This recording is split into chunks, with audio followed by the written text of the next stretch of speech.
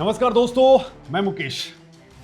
दोस्तों, ब्रिटेन ने भारत के सबसे महत्वाकांक्षी फाइटर जेट प्रोजेक्ट एमका के लिए अपने जेट इंजन का ऑफर टेबल पर रखा ही था कि अचानक से रसिया ने एक ऐसा दांव चल दिया है जिसने पूरी दुनिया के डिफेंस मार्केट के अंदर तहलका मचा दिया है। दोस्तों, पुतिन ने सीधे तौर पर अपने सबसे घातक और सबसे advanced Sukhoi 57 stealth fighter jet को भारत के सामने पेश कर दिया है और इसके साथ में एक ऐसा ऑफर दे दिया है जो आज तक रसिया ने किसी दूसरे देश को नहीं दिया है।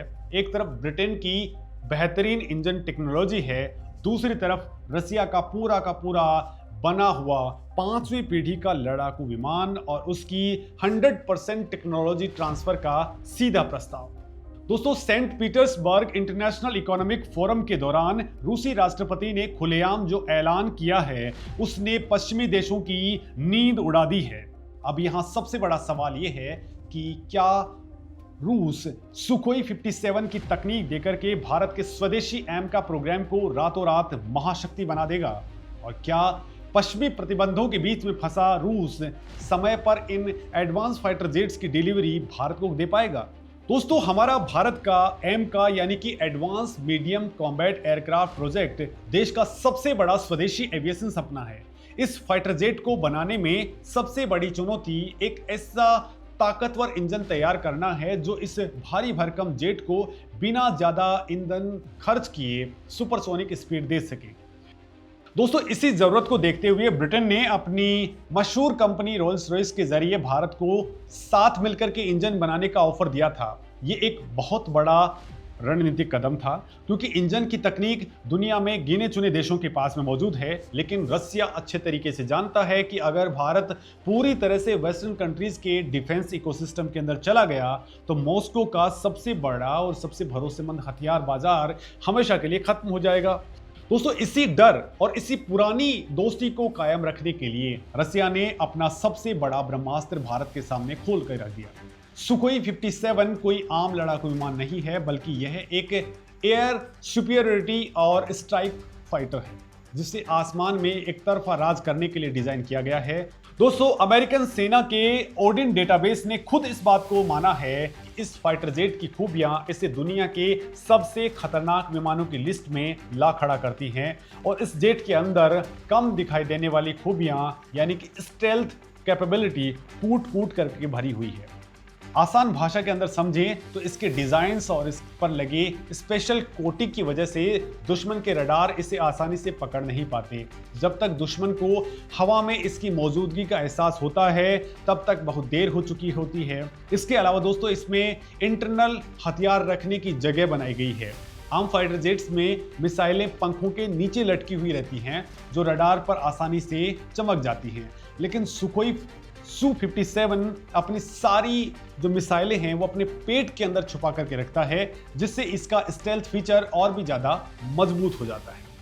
दोस्तों, इस फाइटर जेट की तकनीकी खूबियों को समझना बहुत जरूरी है क्योंकि यही वो तकनीक है जो भारत अपने एमका प्रोजेक्ट के लिए हासिल करना चाहता है। सुखोई 57 में एडवांस सेंसर्स फ्यूजन और एक्टिव फेज्ड एरे रडार यानी कि ऐसा रडार लगा हुआ है। ये रडार एक समय के अंदर हवा में और जमीन के सैकड़ों टारगेट्स को स्कैन कर सकता है, उन्हें ट्रैक कर सकता है और उन पर सटीक निशाना लगा सकता है। Sensor fusion technology fighter jet के अलग अलग कैमरों और सेंसर से मिलने वाले डेटा को एक साथ मिलाकर के पायलट के सामने एकदम साफ तस्वीर पेश कर देती है। इससे पायलट को डिसीजन लेने के अंदर नैनो सेकंड्स का भी समय नहीं लगता। दोस्तों, सबसे बड़ी बात यह है कि ये फाइटर जेट मैक 2 तक की गति से सुपर क्रूज कर सकता है। सुपर क्रूज का मतलब है कि ये विमान बिना आफ्टर बर्नर का इस्तेमाल किए लगातार आवाज की गति से तेज उड़ान भर सकता है जिससे इसका ईंधन भी बचता है और इंजन से निकलने वाली हीट कम होने के कारण दुश्मन की हीट सीकिंग मिसाइलें इसे लॉक नहीं कर पाती हैं। दोस्तों, रसिया ने इस ऑफर को और भी ज्यादा आकर्षक बनाने के लिए सुखोई 57 का नया 2 सीट वाला वेरिएंट भारत को देने की बात कही है। 5वीं पीढ़ी के फाइटर जेट्स में आमतौर पर एक ही सीट होती है, लेकिन 2 सीट वाले वर्जन का होना किसी भी वायुसेना के लिए एक बहुत बड़ा गेम चेंजर होता है। इसमें पीछे बैठने वाला पायलट एक मिशन कमांडर की तरह काम करेगा भविष्य के युद्ध केवल अकेले फाइटर जेट्स नहीं लड़ेंगे, बल्कि उनके साथ में दर्जनों ड्रोन्स हवा के अंदर उड़ेंगे। सुखोई Su-57 का ये मिशन कमांडर अपने साथ में उड़ने वाले ओकोटनिक जैसे लॉयल विंगमैन ड्रोन को कंट्रोल करेगा। दोस्तों, ये ड्रोन दुश्मन के इलाके में आगे जाकर के बमबारी कर सकते हैं, रडार को जाम कर सकते हैं या फिर दुश्मन का ध्यान भटका सकते हैं, जबकि मुख्य फाइटर जेट सुरक्षित दूरी से पूरे के पूरे ऑपरेशन को लीड करेगा और उसे अंजाम देगा। भारत को इस वक्त एक ऐसे ही फाइटर जेट की तत्काल जरूरत है और इसके पीछे की वजह हमारी सीमाओं पर तेजी से बदलता हुआ माहौल है। दोस्तों, चाइना ने तिब्बत में अपने शिगात्से एयरबेस के ऊपर J-20 स्टेल्थ फाइटर जेट्स को डिप्लॉय कर दिया है। ये इलाका भारत के सिक्किम बॉर्डर और रणनीतिक रूप से बेहद अहम सिलीगुड़ी कॉरिडोर से 160 किलोमीटर की दूरी से भी कम है। सिलीगुड़ी कॉरिडोर वही हिस्सा है जो पूरे नॉर्थ ईस्ट को बाकी भारत से जोड़ता है।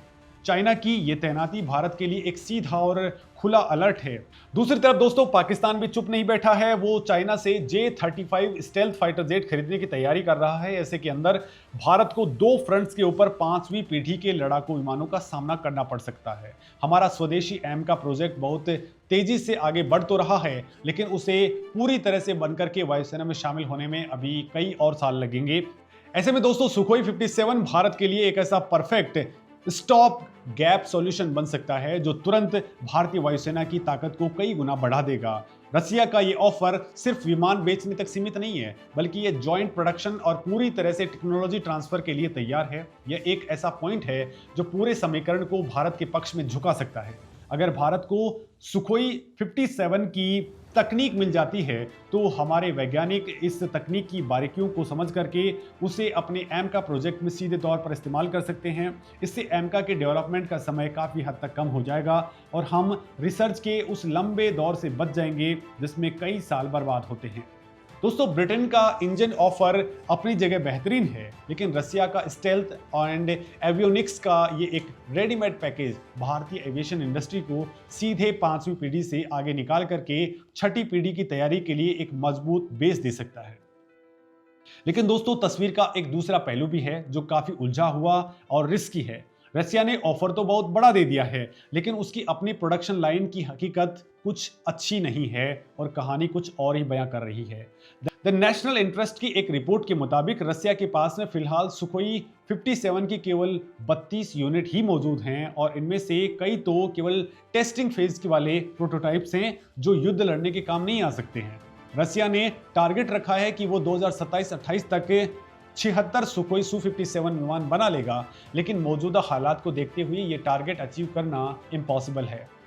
एक विमान की कीमत लगभग $100 मिलियन है और रसिया इस वक्त भयंकर फंडिंग की कमी से जूझ रहा है। सप्लाई चेन पूरी तरह से टूटी हुई है और वेस्टर्न कंट्रीज के बैन के कारण रसिया को एडवांस माइक्रोचिप्स और इलेक्ट्रॉनिक्स हासिल करने के अंदर पसीने छूट रहे हैं।